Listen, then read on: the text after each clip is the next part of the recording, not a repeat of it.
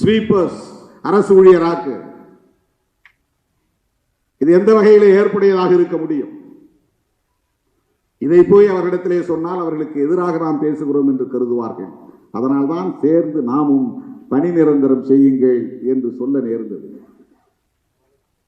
பணி நிரந்தரம் செய்யக்கூடாது என்று சொல்லுவதுதான் அதிலே சரியான கருத்து. குப்பை அள்ளுகிறவர்களின் பிள்ளைகளே குப்பையை அள்ள முடியுமா? அள்ள வேண்டுமா? தலித்துகளின் பிள்ளைகள் தான் குப்பைகளை அள்ள வேண்டுமா? அரசு ஊழியர் ஆக்கினால் அந்த வேலை மறுபடியும் யார் வருவார்கள்? அந்த அரசு பணிக்கு யார் வருவார்கள்? எத்தனை பேர் குப்பை எல்லாம் தயாராக இருக்கிறார்கள்? 70 வயதிலும் அந்த பணியை செய்யக்கூடியவன் ஒருவன் இருக்கிறான் என்றால் அவன் யார் என்று நீங்கள் பார்க்க வேண்டும். இந்த தலைமுறை அவர்கள் அந்த தொழிலை செய்துவிட்டு போகட்டும், அடுத்த தலைமுறை அந்த தொழிலுக்குள் அவர்கள் போகக்கூடாது என்பதுதானே சமூக நீதி. அதிலிருந்து அவர்களை மீட்பதுதானே சமூக நீதி.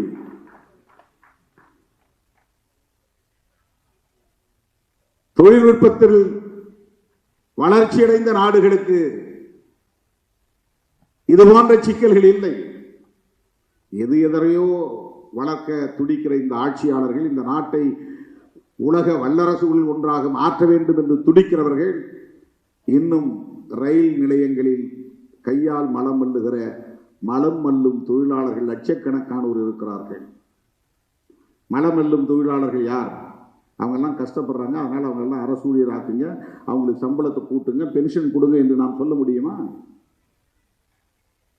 குப்பை அள்ளுகிறவர்களை அப்படியே குப்பை அள்ளட்டும், அவர்களை அரசு ஊழியர்களாக்குங்கள், அவர்களுக்கு பென்ஷன் கொடுங்கள் என்று நாம் சொல்ல முடியுமா?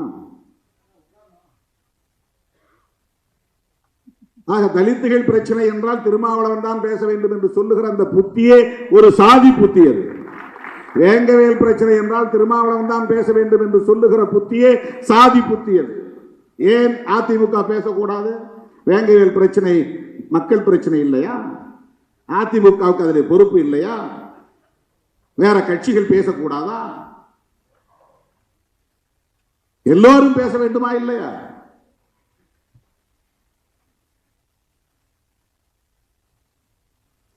திமுகவுக்கும் அதிலே பொறுப்பு இருக்கிறது, கம்யூனிஸ்ட் கட்சிகளுக்கு இருப்பதை போல ஒவ்வொரு கட்சிக்கும் அதிலே பொறுப்பு இருக்கிறது. ஆனால் அதிமுக நம்மை பார்த்து இந்த கேள்வியை கேட்பதால் ஏன் அதிமுகவுக்கு அந்த பொறுப்பு இல்லை என்று நாம் கேட்கிறோம். இந்த பிரச்சனை 13 நாள் போராட்டம் நடந்தது. முதலிலே போனது விடுதலை சிறுத்தைகள் தான். முதலிலே போன தலைவன் ஒரு கட்சியின் தலைவன் திருமாவளவன் தான். அதுக்கப்புறம் தான் எல்லாம் உள்ள வராங்க. யார் யாரோ வருகிறார்கள், அந்த பிரச்சனை பற்றி எதுவுமே தெரியாதவர்கள் வருகிறார்கள். ஒன்று திருமாவளவனை சாட வேண்டும், அல்லது திருமாவளவன் இடம்பெற்று இருக்கிற கூட்டணியை சாட வேண்டும். அதுதான் அவர்களின் நோக்கம். அவர்களுக்கு நீதி கிடைக்க வேண்டும் என்பதல்ல.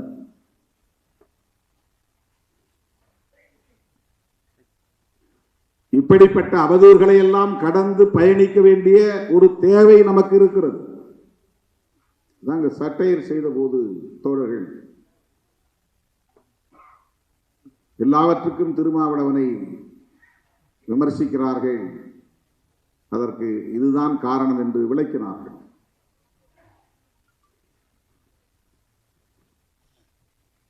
நாம் கவனமாக இருக்க வேண்டும். இந்த அம்மா பேசும்போது சொன்னாங்க, இந்த கூட்டம் ஒரு அறிவு சார்ந்த கூட்டம் என்று சொன்னாங்க. இங்கே இருக்கிற ஒவ்வொருவரும் கொள்கை புரிதலோடு இருக்கிறீர்கள் என்று சொன்னார்கள். அதுதான் நமக்கு கிடைத்திருக்கிற பெருமை. அவங்க எந்த கட்சியும் சார்ந்தவர்கள் இல்லை. சொல்ல போனால் முதல் மேடை என்று சொன்னார்.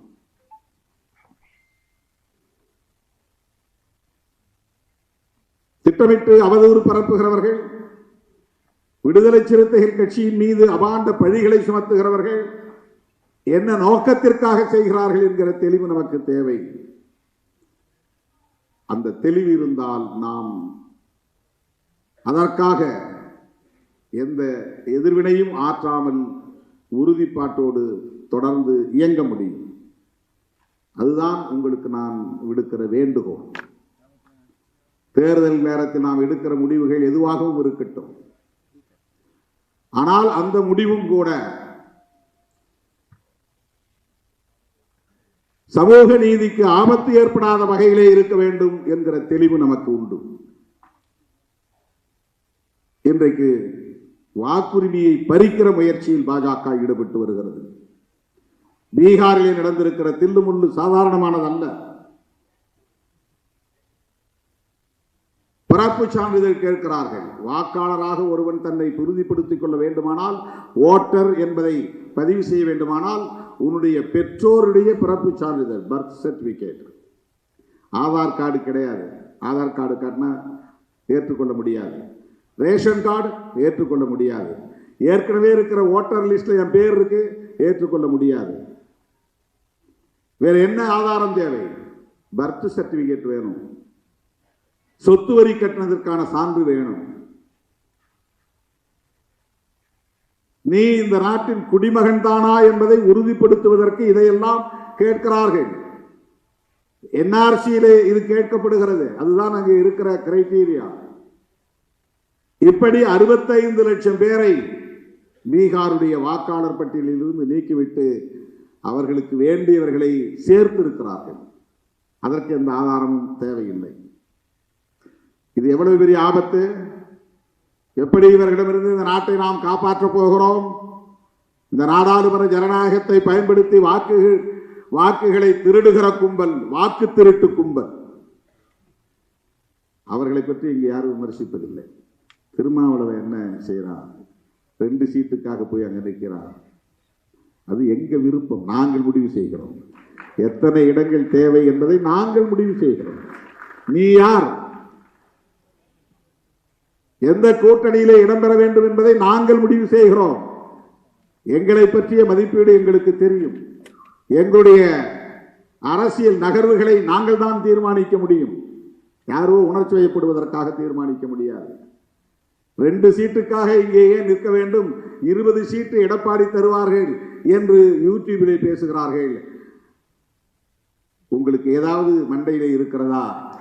20 சீட்டு கிடைக்கும் என்றால் நான் அங்கேதானே போக வேண்டும். இடம்தான் முக்கியம், பதவிதான் முக்கியம், பரிசுதான் முக்கியம், பொருளாதாரம் தான் முக்கியம், அதிகாரம் அதுதான் முக்கியம் என்று நான் முடிவெடுப்பதாக இருந்தால் 2 வேணான்ட்டு 20க்கு போகணும். நான் ஏன் போகல? ஏன் போகவில்லை? யார் என்னை தடுப்பது? யார் என்னை கட்டாயப்படுத்துவது போகக்கூடாது என்று? அப்படி யாரும் செய்ய முடியாது. அதுதான் பிரச்சனை. யாராலும் வளைக்க முடியாது, யாராலும் விலை பேச முடியாது, யாராலும் மதிப்பீடு செய்யவும் முடியாது. அதுதான் பிரச்சனை. நீங்க நினைக்கிற சராசரி நபர்கள் அல்ல நாங்கள்.